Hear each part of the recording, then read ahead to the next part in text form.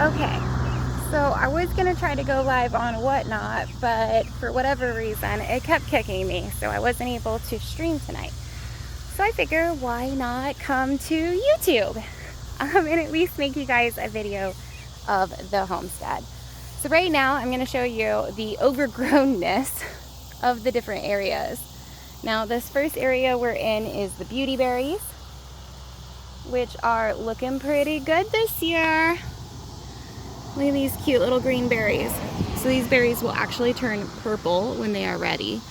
I know, it's hard to see it in all that grass, isn't it? But this is actually like a 3-foot tall bush. Beauty berries are a great medicinal. It's not something that you would want to like eat, but it is a great medicinal. And then hidden over here in all this craziness, I know you can't see them right now, but those are raspberries in here. And then in the front of the tree are the lingonberries. They're just super covered with weeds right now, so I have to de-weed them by hand. Now we've got more raspberries over here underneath the evergreens. Now these are junipers, which make these super cute berries here, which you can turn into jam. So if you've got a juniper evergreen, super handy. But keep in mind that they do cohabitate very often with poison ivy. And if you're curious, this is what poison ivy looks like when it's a full-size tree. So the juniper actually cohabitates with the poison ivy, and the poison ivy makes balls, which are seeds, and then it will drop those seeds directly below it and spread that way. Now, also over here, not looking at the poison ivy, which I'm not trying to grow, is our new mulberry tree. So these are Pakistani mulberries. They're very small right now, but hopefully one day these will be full-size trees and we'll cut back this evergreen that's not a juniper. So I'm going to keep the juniper evergreen, but this evergreen is a whole different kind, and we're actually going to end up cutting him down. But while we still have him here, we're going to use him for his shade and grow these 2 mulberries that are going to produce long mulberries. So here in our region in Kansas, we have little mulberries. They're not long mulberries. So this is nice. Now, also over in this area, we've got these little waxies here, this waxy there, and this waxy here. These are my Arabica coffee. They can't stay in the ground all year, but you can put them in the ground for the summertime, and then in like August, September, October, depending on what region you're in, you just dig them up and put them in a pot and bring them inside. I do the exact same thing with my shampoo ginger. This is all shampoo ginger from here over. Anywhere you've got a nice evergreen or a juniper, you can trim the bottom branches to give you space to get below it, and you can plant ginger. So there's table ginger, which is palatable. It tastes great. It's not super spicy. And then there's this type of ginger. This is shampoo ginger. Shampoo ginger is not very palatable. It makes good sushi ginger, but it's not very palatable to eat it. However, it does have another purpose. So the shampoo ginger gets to about human height, and when it does, it creates this green pine cone flower on top. And if you wait until that pine cone flower turns red, you can squeeze it and harvest it into a glass jar. And that is shampoo. Like, you can actually use it for cleaning. You can use it to clean wood floors, glass tables, polish things. You can use it as a human soap, dish detergent. It's kind of crazy the amount you can do. This is a persimmon. Isn't he cute? He's so little. So that's a persimmon. And that's about it for this first section of the property. So this little space is pretty small. I'd say it's probably 40 feet by 40 feet. It marks the front side of the yard. Let's go to the other side. All right, couple things on this side. One, yes, those are bananas. Yes, I grow bananas in the ground in Kansas all year long. Some of them come inside for the winter. There's something else that grows here in the Midwest that most people don't realize is a food source, and that is yucca. Yucca is really cool because both the flowers and the main stem root portion are both edible. So yucca is a green plant that gets quite large. This one's only a year old, so it's kind of small, but they do get a lot bigger than this. And they produce this flower stalk in the center. This thing can get 6 feet tall and covered in hundreds of white flowers. The flowers themselves are an edible variety of flowers, so you could pluck them. They taste like cabbage or Brussels sprouts almost. So if you cook them in Asian dishes, they work really, really well. Another thing you can do is at the bottom of this asparagus looking stem, if you cut this off right here and you pull off all these green things, the white portion below here is edible all the way down to the roots. So super awesome food source. Another thing we're going to be adding up here that is very similar and also usually people don't realize it's edible are sunchokes. So sunchokes, also called the Jerusalem artichoke, is another like ground styled, you dig it up and you eat it kind of thing. Kind of tastes like a tuber. It's like a starchy kind of potato like thing. Super good. All right, bananas are kind of strange because bananas are a 3-year plant, and then it dies. Not kidding. Did not know that the first time around. It was super traumatic for me. But they are a 3-year plant. So on the first year, what you're gonna get are a bunch of little babies like this, real small babies. And on the first year, at the end of your summer, you can actually leave these in the ground and they'll come back on the second year looking more like this. Now, at the second winter, you have to dig this up and bring it inside. If you dig it up and bring it inside, it'll be roughly this size before the next spring, where you can put it in the ground and let it go all the way to fruit production on the third year. If you do not dig up your bananas on their second year so that they can spend that entire winter inside in a nice warm house, they will not produce bananas. So that's why some people call it like the Baju banana, you know, they'll call it like an ornamental banana because it never produces bananas for them. Well, it's not an ornamental banana, it's an edible banana.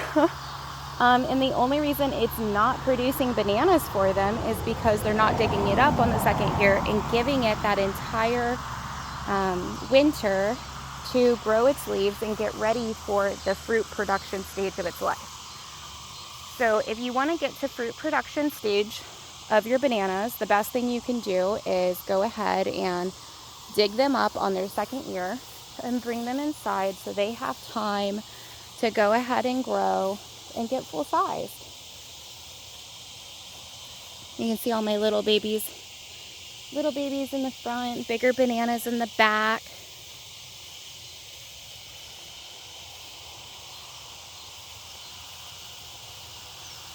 Going all the way down the line here. On the second year, sometimes, this one's a third year, it's just a Cavendish breed so it doesn't get as tall. But sometimes they'll put out little babies. So this one actually has done that for me, and there's a baby right here. And in order for this to produce fruit, I'm gonna have to dig this baby off of the mama, and that way the mama will focus on making fruit. So right now it's still making leaves, and that's not a flower bud coming up. So I've got some time to go ahead and cut this guy off with mama and get it separated. Oh, yay! What a find. We're gonna keep this guy alive. Isn't he cute? Love, love, love that I just found that in my yard. I didn't know it was there. Couple mulberries over here. I am so far behind on burying plant here. So these are all my tomatoes and pepper plants that are still not in the ground. As you can see, some of them are actually starting to die from me slacking so bad. But over here we have our grapes, our vanilla, our flowers for picking. Of course, it's past flower season right now. This is our lemongrass. I don't remember what that is. That's medicine. I can't think of what it's called right off the top of my head though. This is witch hazel. I actually just took a bunch of cuttings off of him, so he's kind of small now. And then we've started our squash and zucchinis and pumpkins and the likes over here. That's okra. Just kind of simple things in there. And then we get over here to the more exotic plants like a guava here, which he's getting kind of tall. See, I have to lean over a little, but he's getting kind of tall for a guava. He comes inside during the winter, so we actually do dig this one up. And then got a couple different kinds of passion fruit. So I've got, this is our typical passion fruit. He's just a little guy this year, but he'll catch up pretty quickly. And then this is a whole different breed of passion fruit, which this is ready to harvest finally. It's all nice and dried up, so seeds should be ready. Typically, if you want to eat it, you would harvest it just before this stage of dry, but I wanted to collect the seeds because he's a grower. And I wanted to keep the seeds so we can go ahead and start this next year as well. This type of passion fruit will not survive through the winter, so it is one that you have to plant every year. So it's super important that you don't harvest all of your seeds, that you reseed some of them back into the ground as they're available. Look, there's another flower. So just reseed it. All right, let's keep going. In this first bin, we've got black currant, then white currant, then red currant, and then muscadine grape and muscadine grape. On this opposite side, so much more. So these are those sunchokes I was talking about. It's actually related to a sunflower of sort, but more crossed with like a tuber. And then these cute, beautiful things that look like elephant ears are not elephant ears. This is taro. Taro is edible and typically used in Asian cuisine. And then more sunchoke on this side. It looks like I need to spray him with some peppermint. He might have some like buggies underneath him. But I've got peppermint extract that I make, and I'll spray him with that, and that should help. And then looks like the garlics are all dried up. These are garlic stalks. I like to put the garlics over by the grapes because the garlic will actually keep quite a few bugs away from the grapes that would typically eat the leaves. So that's kind of nice. Now this first grapevine is Concord, and we planted 3 stems there. This second grapevine here is the kind that we got from the store this year, and they're actually doing really well. They grew grapes this year, although they did not ripen all at the same time, so it's a little strange to see like part of the cluster ripe like this and the rest of it not. That's a little weird, but they taste good.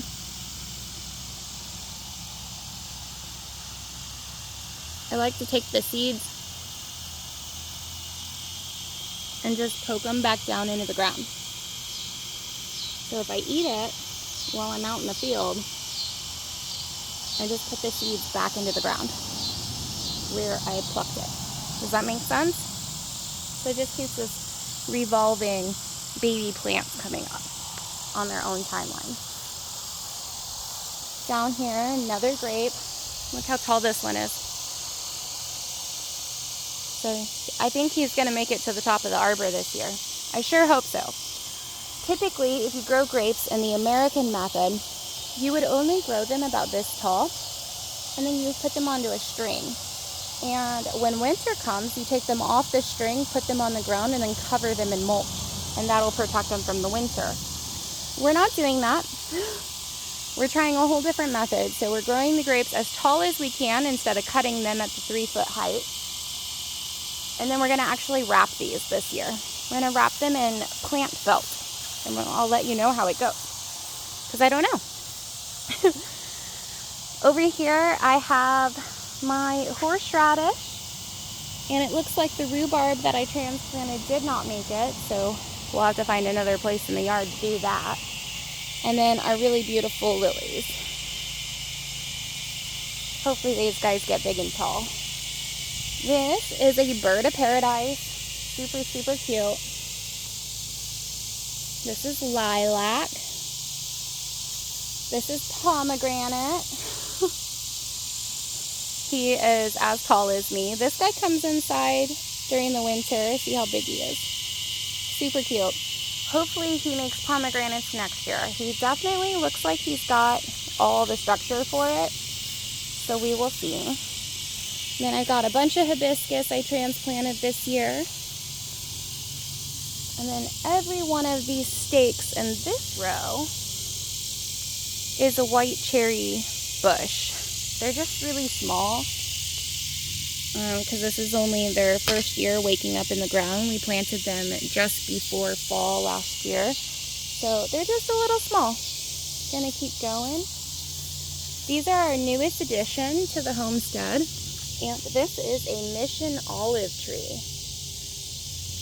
Mission olives are great because they can actually grow here in zone 6 and make it through our winters. And not every plant can survive our winters here. We do get quite the cold winters. This is a cool one. This is a cocoa flower.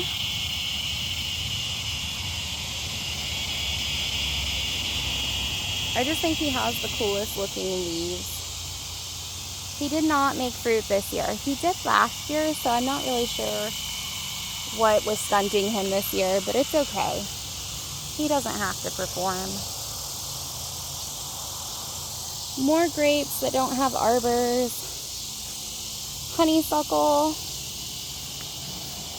Gonna keep going. Like I said, all of these sticks are white cherry bushes or mission olives. This beauty is my orange coneflower thing. I really love them. They're wild here. And a whole nother type of passion fruit at the end. Oh, it looks like my chickens went to bed finally. So we do have a whole bunch of chickens.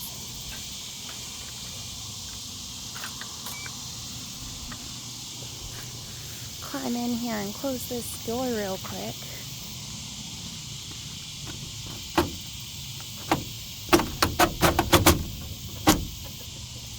Perfect. And we'll keep walking through the field. Alright, so this is as far as we've made it. We made it down one side of the house. Just one. Speaking of mulberry trees, see that beautiful tree there in the middle? About 30 foot tall? That's a mulberry tree. He came with the land. Pretty great. Alright, made it down to the bottom field.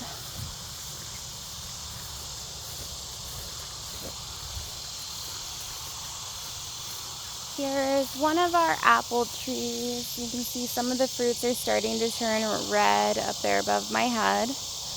Typically, if you don't want marks on your fruit, like this, see the marks, you can cover these in little baggies, little mesh baggies, and then they won't get all marked up like that. Or if you have a small enough tree, you could cover the whole tree in shade cloth. But personally, my trees are like 30 feet tall, so there's no way I'm gonna be able to get them covered. Now this is a red bud tree. During the springtime, these guys are covered all the way, like you don't see any leaves. During the spring, they're just covered, absolutely covered in these beautiful red flowers. And this time of year, they're actually just covered in seed pods and green leaves. It's so crazy how different they look at this time of year than they do the rest of the year. Okay, I'm gonna come over here and show you the bamboo. So Chinese bamboo only gets 8 feet tall, which makes it a perfect potted plant that you could actually grow inside your house all year if you wanted to. Or you can grow it in the ground. It makes a really nice stem. So this is the size it is this time of year, just all the way across this edge of the forest line. But it does make a really good bamboo stem, that stalk that you can cut, dry, and use for your plants. However, you do have to come through and cut off these sideways reaching branches all the way down the stem. So it does take a little bit of work and dedication, but super worth it to save money. Right now, I think on Amazon, the bamboo stalks are typically like $1 a piece on average. So they're getting kind of expensive if you have so many plants. It'd probably be cheaper to just grow it yourself. All right, so we made it to the first line of fruit trees. Beautiful, right? Those are all fruit trees. Here at the end, we put apples because this is an apple tree behind me, 2 apple trees behind me. So we've got some red delicious, yellow delicious, and Granny Smith. He's pretty big now. He's taller than me finally. And then we go into some peaches. This is a mutsu, which is an apple, specific type of apple. So apple, apple, apple, and peaches. This is a Bartlett pear. This is his first year making fruit, so they're super cute and tiny. We'll keep going. Another couple little peaches. See these little spots? Gonna have to spray those. Spots like that typically are called rust. You want to treat your trees for rust. When it comes to peach trees, you want to make sure you're checking the entire stalk of the tree. Anytime you see any damage, you want to wrap it in plant felt just to make sure the borer beetles aren't getting in and killing it, because that will happen. Another pear tree. And then starts the plums. So this is a plum. And just about every tree down this line after this set of peaches is a plum. So plum, plum, plum, another kind of plum. I got a lot of plums. Which is so funny because I'm the only one in the house who likes them. But that's okay. So we're still walking, y'all. Still walking. I'm actually going to take a little break and cut over here because this is the only part of the yard you can see this. So we've got weeping willow here. That's my big white weeping willow right there. This is green weeping willow. And this is a cross of the two, which is cool. And then right here we've got hazelnut, different type of hazelnut, chestnut, different type of chestnut. Here's our tomatoes. So we grow our tomatoes on cattle fencing so we can put the plants really close and produce lots and lots and lots and lots of fruits. And the tomatoes stay on the cattle panel. Don't have to worry about them falling over because the cattle panel is more than strong enough to hold them up. Then here's my herb garden. It grows back every year. I don't replant this. It just grows back on its own. So I've got everything from onions planted in here to horseradish. That's oregano. We got sage right here in the front. This big, huge, tall thing back here is kale. That's what kale looks like when it's gone to seed. Every one of these is a little seed pod. We got chives over here. Some weeds. I got some lettuce over here that I planted in late. It looks like our potatoes are getting ready to be ready to dig up. And then strawberries. Why do they call them strawberries? Because you're supposed to grow them in straw. Did you know?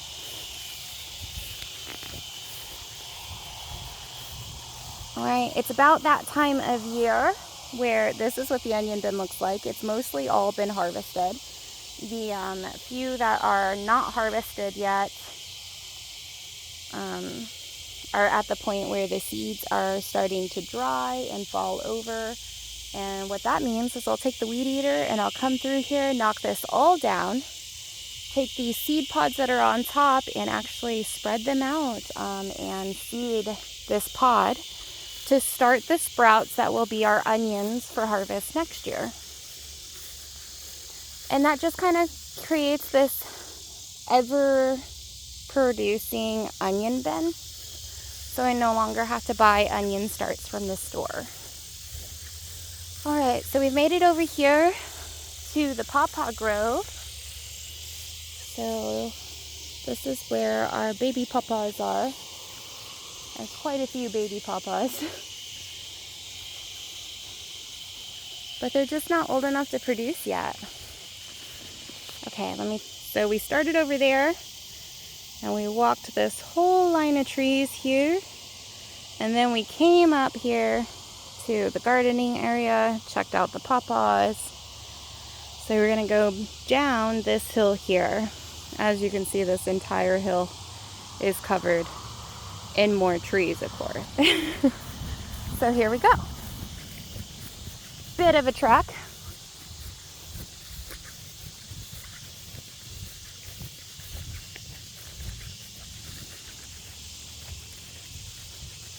Couple peach trees here on the end of the plum line.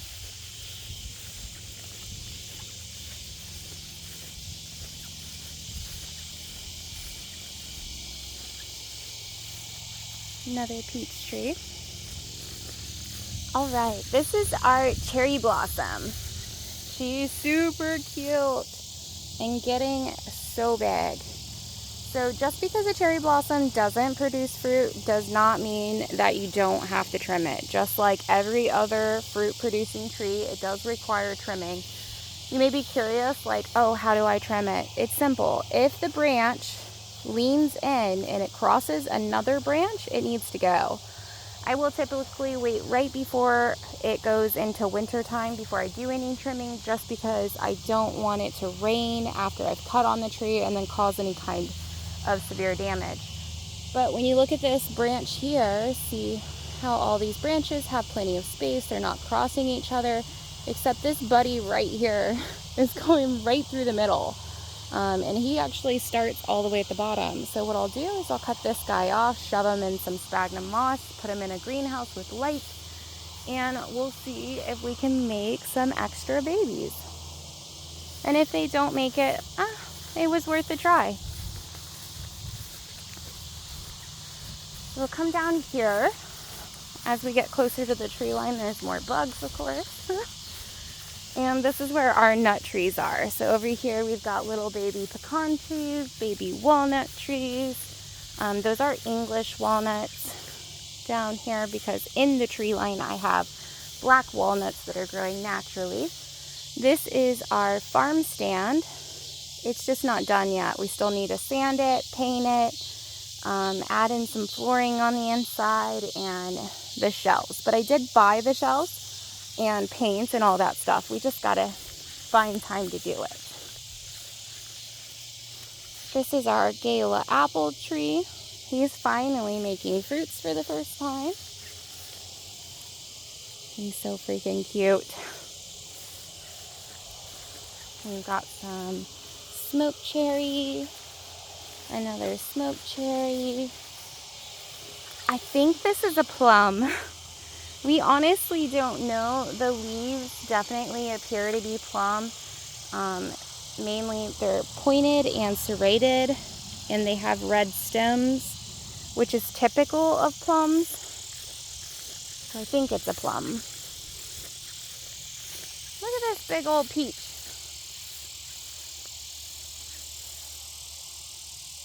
So big. It's so funny because a big peach tree like this hasn't made any peaches. But as we get further up the hill, I've got little baby peach trees that have made peaches. So typically that means that it needs more fertilizer the next year and then it will produce. But it happens. Right now, these big, huge evergreens you see behind me have green pine cones on them, which you can harvest. You can cut them up, put them in a jar, fill the jar completely with sugar all the way to the top. Make sure none of the pine cone is exposed to air outside of the sugar, and put it in a dark cabinet. After a few months, the cut up green pine cone will seep out a bunch of liquid, which will stick to the sugar. Then you can filter out your chunkies and boil down the sugar mixture to make Mongolio, which is a Native American type of syrup. Look how big this plum is. Or I'm sorry, this is a pear. Look how big this pear is. And then his best friend right next to him, he's like, I'll show you up. Look at me. Just as big. Let's keep going. It's a long walk. Whole bunch more peach trees. I like peaches. Look at this sand cherry. I just love their red leaves. They're so pretty. They strangely look like cherries, like the tree itself. So look at this. Look how little this guy is compared to that other peach tree. He's so tiny. But shabam! Peach! Pretty funny, right? No, I don't really understand why some trees that are this big will wait to produce, and yet that tiny little guy is like, nah, I got you. I got you. Here's our cherry trees. Our cherry trees are super important because we actually use those to make pectin, which we then use for jam. So super, super important. Over here is our elderberry. Elderberry. Got a couple different types of elderberry because it's really important to cross-pollinate if you can. And then up here to the cherry section. So this is a bean cherry, which is a tree, versus this cherry tree, which is a bush. So you see how it's like 10 feet wide, but only 6 feet tall, versus this guy who's about 6 feet tall, but only 3 foot wide. Now you could trim your cherry trees to have the desired shape that you like, but it is easier if you trim it in the type of tree that it actually is. So if it's a bush, you could trim it to look like a tree, but you're gonna lose a lot of fruits that way because you're trimming it so much. And if it's a tree, but you trim it like a bush, the same thing but in reverse. You're still going to lose overall because you're trimming it wrong. Sorry, this fell down. I'm gonna go ahead and fix it. Probably because he's over here trying to grab his neighbor. Sneaky guy. So this is wisteria, which of course is super invasive. So you have to keep an eye on it or it'll do this. Let me set you down and try to get him detangled. So he fell down about a week ago. My husband told me about it, but it's been so hot and I haven't made it out here until now. So I haven't fixed it. And of course, that's all the time he needed to try to escape.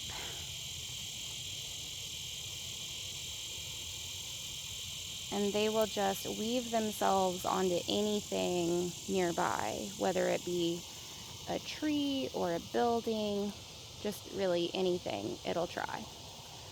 So you do have to keep an eye on these if you're going to grow it, and just make sure it doesn't take over your growing space.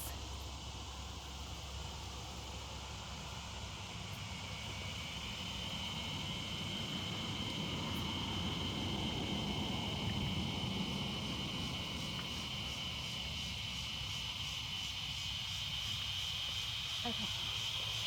Got his stem up and wrapped his little arms back in. That's probably what caused him to fall over to begin with.